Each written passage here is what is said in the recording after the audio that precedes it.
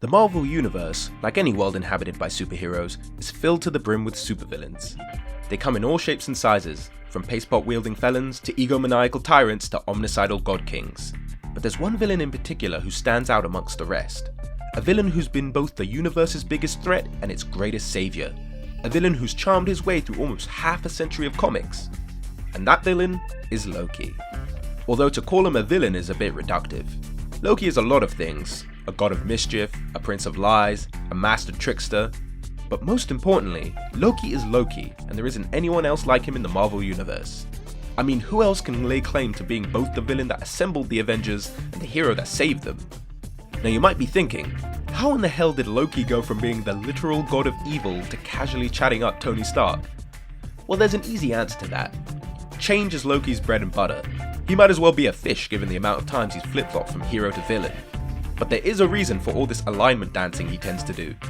And that reason is that Loki is a Time Lord. Well, not in the literal sense. When I say Loki is a Time Lord, I mean it in a more comparative aspect. You see, just like how Time Lords can rewrite their DNA to become human, when Asgardians die during Ragnarok, they're reborn as mortals on Midgard. But Loki in particular takes the Time Lord analogy to a whole other level. How? Well, because for all intents and purposes, Loki can regenerate. That's right, after pulling off one of his greatest tricks by erasing his name from the Book of the Dead and hiding his soul in a question mark, Loki ensured that he could never die, only be reborn. But rebirth isn't revival. Loki's come back from beyond the grave many times, but unlike other characters that go through the revolving door that is death in comics, he always comes back different. And that's what I want to talk about in this video. The many, many faces that Loki has worn throughout his very, very long life. So without further ado, let's dive right in, starting with what I like to call Loki Classic. Now I want to start off by saying that Loki's story is a little convoluted, due in no small part to another similarity he shares with Time Lords: time travel. Yep, Loki himself is actually responsible for Odin adopting him due to time travel shenanigans that include turning Bor into snow and pitting his birth father and adopted one against each other. So let's skip over Loki's childhood straight to Loki Classic. And by Loki Classic, I mean the one who walked the snow-covered lands of Scandinavia and was revered as a god. This was a Loki who was more of a trickster and less of a malevolent force. Sure, he messed with Thor in some pretty screwed up ways, but he wasn't exactly the type to butcher mortals wantonly and try and kill his brother at every possible moment.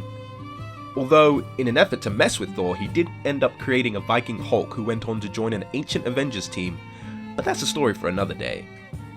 From the Age of Vikings, we move on to the 21st century, and from Loki Classic, we move to Loki, the god of evil. This is the Loki that became the supervillain archenemy of Thor and longtime adversary of the Avengers. This is the Loki that hungered for the throne of Asgard and would kill anyone to claim it. For years, he acted as one of the Marvel Universe's biggest bads, and even managed to manipulate a few of the others, making people like Doctor Doom, Magneto, Red Skull, Kingpin, and the Mandarin do his bidding. But all that came to an end come Ragnarok. Now just like in Norse myth, Loki was partially responsible for the Twilight of the Gods. He led the enemies of Asgard right to their doorstep, and a battle unlike any other consumed the realm eternal. Only Ragnarok wasn't just Loki's doing. Using the same method dear old dad did to achieve wisdom, Thor plucked out both his eyes and hung himself from the World Tree, and in doing so discovered the truth. In reality, Ragnarok was really just an all-you-can-eat buffet for the gods above the gods, known as those who sit above in shadow. They fed on the stories that Asgard and the Nine Realms generated, and when Thor found this out, he decided to break the cycle, bringing an end to Asgard and subsequently the uber-gods that were feeding off them. Thor, however, survived, and after taking a quick power nap that let him sleep through civil war, he returned to the Nine Realms and brought Asgard with him. The only catch was that instead of being a continent-sized fantasy land in a cosmic ether, Asgard was now city-sized and floated only a couple of feet above a field in Oklahoma. On top of that, the Asgardians who had died during Ragnarok had been reborn as mortals. But that wasn't too much of a problem for Thor. All he had to do was find them and wake them up. And so comes Loki's first rebirth. From Loki, the god of evil, to Lady Loki, the goddess of evil. As you can probably tell by the title, there wasn't much of a difference personality-wise between this Loki and the last. Even though she swore to Thor that she was done scheming now that Ragnarok was over, she couldn't help but fall back into old habits. In fact, her very existence was the result of Loki's mischief, considering he stole the mortal body that was supposed to be inhabited by Lady Sif. So yeah, Lady Loki continued to be a villainous nuisance for Thor and the Avengers. She engineered Thor's exile from Asgard by forcing him to kill a no longer made of snow but very much insane boar. She manipulated the Avengers by impersonating the Scarlet Witch, and most importantly, she joined Norman Osborn's cabal, and used that position to influence Midgard's movers and shakers. Yup, for a while, Lady Loki was living the high life. But she was still a Loki, and what is the greatest weakness of a Loki? Going too far. Now back in her original form, Loki became convinced that Asgard needed to be reborn away from Earth, so that it could take its rightful place in the Nine Realms. How did he plan for this to happen exactly? By manipulating Norman Osborn to besiege Asgard, of course. Only this severely backfired when Osborn let loose the Sentry, aka the Void, aka Superman if he was possessed by an eldritch abomination. The Void decimated Asgard, which isn't exactly what Loki was hoping for, and upon seeing the bloody results of his machinations, Loki grew a conscience. He tried his best to help the heroes fighting the Void, and for his trouble, he was completely and utterly obliterated. And so, the life of Loki, god and goddess of evil, came to a permanent end. Because from here on out, every Loki that follows is a completely different person.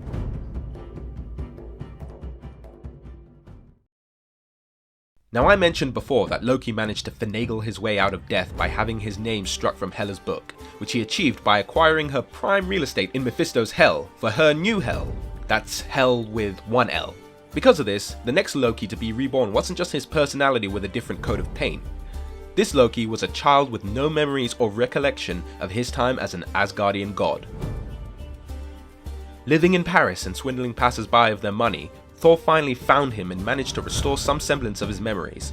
Although, this brand new Kid Loki was a wholesale God of Mischief, not one of malevolence. He wasn't an all-powerful Asgardian sorcerer with thousands of years of fighting experience. He was a kid with the cunning and guile to trick his foes into defeating themselves. Now more than any time in his life, Loki was a true trickster. At his side, another version of Loki stood. Yup, that's right, there are two Lokis now. Remember how I said that Loki hid his soul in a question mark? Well, this soul, or more accurately, essence of Loki, is a part of a far more elaborate scheme that we'll get to later.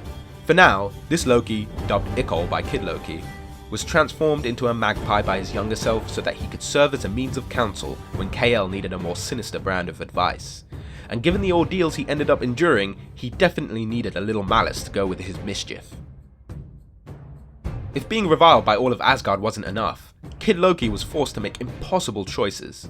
In order to save Asgard and Midgard from Kull the Serpent, brother of Odin and god of fear, he had to facilitate a prophecy that ended with Thor's death, as well as the release of Surtur from Limbo.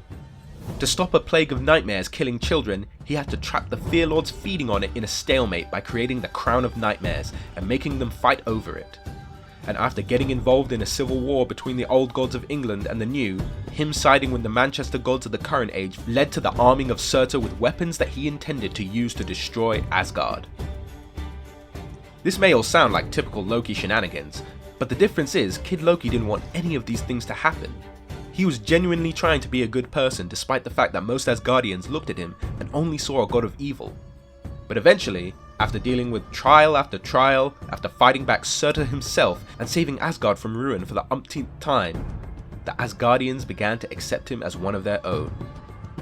It's too bad that this specific Loki had a shelf life.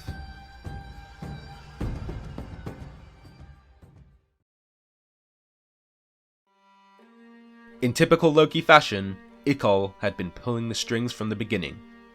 Every action that Kid Loki made was a part of Ikol's scheme to wash away the sins of past Lokis, because KL had done what no other Loki could, make Asgard revere and trust him.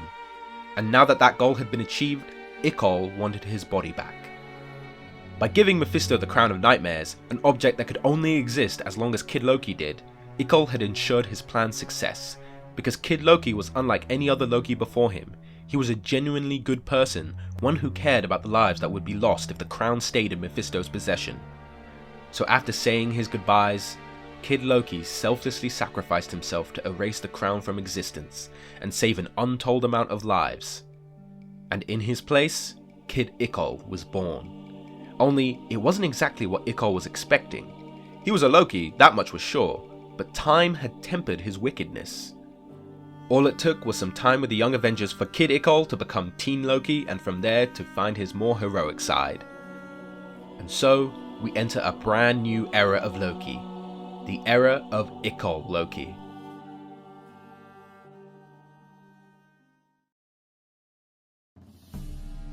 While his crimes as Loki had been forgiven, they had not been forgotten, so in order to have them erased from Asgard's records, Ikol Loki became the agent of the All-Mothers, at the time the ruling trinity of Asgardia.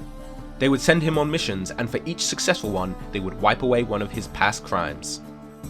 These missions were of the Asgardian retrieval kind. You see, some of the reborn Asgardians had opted to not return to Asgardia, and the All-Mothers wanted them back for reasons that'll become clear very quickly. Now these retrievals didn't go as planned, mostly because Loki was becoming increasingly suspicious of the secrets the All-Mothers were hiding from him. So he staged a little heist to figure out the truth, and surprise surprise, what were the All-Mothers keeping locked up in the basement? A Loki. But not that Loki, or even any bygone Loki that had come before. This was King Loki. Old King Loki. A despotic, maniacal future version of Loki the All-Mothers were using to ensure Asgardia's prosperity by taking key players off the board that might threaten its future. Did I mention that Loki's story is a little convoluted? It's more like a big ball of wibbly-wobbly, timey-wimey stuff. But old King Loki had other plans beyond helping the All-Mothers create their perfect future. He'd travel back in time for one reason and one reason alone, to ensure his existence. He did this by jumping all over time. He went back to when Odin was just a kid to facilitate the existence of a truth-telling sword by shooting a giant fish with a rocket launcher and turning a dude into a dragon. That very same truth-telling sword would go on to take away Loki's ability to lie in the present, which led to him revealing the truth about himself to Thor, that he was not Kid Loki, but Ikol, the one who murdered him, the one who took over his body and had been living his life. But even though Ikol Loki genuinely wanted to change, and genuinely wanted to be a better person, it didn't matter. All Thor heard was that his brother had been murdered, and Ikol Loki was the guilty party. And with that revelation, the name Loki became reviled by Asgard once again. After being exiled from Asgard by the All-Mother, Loki found himself face to face with old King Loki, who revealed his plan to expedite his transformation into King Loki. He wanted Ikol Loki to become the tyrant king he was destined to in the future, just a little bit quicker. Now you might be asking yourself, why? Is it because he was reviled by Asgard now? Is it because his family hated him? Actually, no, because in old King Loki's timeline, none of this happened. You see, he actually succeeded in erasing every crime he committed from Asgard's records. He proved himself to be a hero and a force for good, but in spite of all of that, he was still the god of lies, he was still the god of mischief, and he was still Loki. And no matter how hard he tried, it was all everyone ever saw him as. So if they wouldn't let him change, he decided he'd be exactly what they wanted him to be. And so, in the present, old King Loki burned Ikol Loki, hoping that it would rid him of the nasty little things that kept him honest, like empathy and duty. Only, Ikol Loki didn't just burn, he died. Or, more accurately, his ego did. After some fire-induced self-reflection, at the hands of ego death, Ikol Loki came to understand the truth that had been hidden in plain sight. That a lie is nothing but a story told. Loki, god and goddess of stories, was born. This Loki was an amalgamation of the old, a soup of greatest hits mixed with a dash of new hotness. They weren't concerned with doing good or doing evil. They were the truest of true neutral. All they wanted to do was to tell a story. So when old King Loki tried to initiate Ragnarok 2 Electric Boogaloo to sign off the end of all things, the multiverse may have been ending at this time. They only intervened to deal with him, then they went on their merry way and let Asgard and its enemies bookend the end of everything with blood. But that isn't the end of the God of Stories story.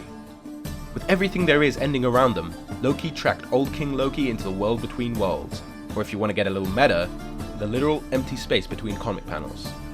There they had a heart-to-heart at the end of the universe, and after old King Loki is finally laid to rest, Loki, the god of stories, stepped into the next one.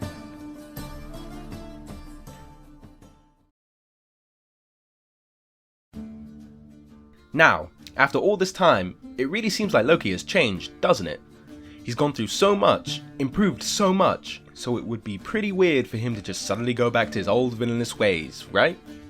Actually, despite what you might be seeing on the panel on display, yes. After the multiverse was recreated post-Secret Wars, Asgard became further entangled in Malekith the Accursed's plan to wage war on all the realms. Loki was sent by Freya to infiltrate his Dark Council, and he did exactly that, posing as an ally to the Dark Elf. Unfortunately, Loki fell victim to his old Achilles heel, going too far. When he heard that Malekith wanted Freya dead, he stabbed her himself and poisoned her, which ensured that Malekith would no longer see her as a threat. And thus, the Traitor Loki was born, a quadruple agent working with Asgard's interests at heart but doing the dirty work that no one else could. During this time, he played up his more villainous side, and in doing so pursued the titles of Sorcerer Supreme and President of the United States. But his mischief-making came to an end when the War of the Realms kicked off, and Loki betrayed the Dark Council as he had always intended to. For his troubles, he was eaten by his father Laufey, which proved to be a surprisingly introspective experience, one that ended with him swearing to never end up like his future self that relapsed into villainy. I guess there's nothing like a swim in your dad's digestive tract to clear the old noggin. Eventually, through magic and sheer force of will, Loki carved himself out of the stomach of his father, turning the tide of the battle on Earth and contributing to the defeat of Malekith. In the aftermath of the War of the Realms, Loki, by right of succession, became the new ruler of Jotunheim. In other words, Loki was now king. But he didn't forget his promise. King Loki swore to never become like his future self. Instead, he became oh so very bored. After centuries of coveting the throne, Loki ironically ended up hating being king. He neglected his duties to his realm and instead spent most of his time on Midgard, leaving a snowman ruling as his regent. At this time, he didn't consider himself a god of mischief or stories, but a god of nothing, which is to say that Loki is nothing if not dramatic. During this period of wanderlust, he tried to join the Avengers and ran afoul of Nightmare, all in an attempt to find himself, to find that spark that made life worth living. And find it he did when he met the Children of Eternity.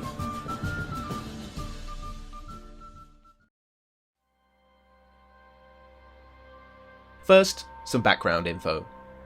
Eternity is a cosmic aspect that represents the entirety of the Marvel Universe personified. His children are now and then the curators of the House of Ideas, probably the most meta thing to exist in a Marvel comic, because it is literally an archive of Marvel comics. It is a library that contains every story of every character ever told. The books of Spider-Man, the books of Wolverine, and of course, the books of Thor. Every hero that has ever had a story written about them has made a deal with the House of Ideas, one that ensured that their stories would continue to be told. It's also a sneaky explanation of how some characters have more books than others due to popularity, and how heroes can be in two places at once when it comes to team-ups and crossovers. Now, what does this all have to do with Loki? Well, he was so sure that his story was over now that he had the love of his brother, the throne he so desperately wanted, and the status of legendary hero. So he made a deal with the House of Ideas in order to prolong his story, to give him more exciting things to look forward to beyond his happily ever after. This did not end well. You see, everyone who has ever met the Children of Eternity forget that they ever did. Only Loki remembered. He remembered that he made a deal for a more exciting and adventurous life, and in doing so, he realized that every one of his stories that he had ever experienced, whether in the past, present, or future, wasn't real. Loki's life was now as fluid as a lie. Although, with this shocking truth came a realization. Now that Loki could see every page of his book, he understood who he really was. He wasn't a god of mischief, or lies, or evil, or nothing, but a god of what he had always been since the very moment he opened his eyes. A god of outcasts. And with that knowledge, he looked to the future with a smile, hoping that whatever it brought him, it would be an exciting journey filled with mystery. For now, Loki has remained god of outcasts, king of Jotunheim, prince of Asgard, and brother and ally to Thor. But knowing Loki, it's only a matter of time before he becomes much more. As always, I'm excited to see what's next for the God of Mischief, inside and outside of comics. Because Loki is Loki, and if there's one thing he'll always be, It's entertaining.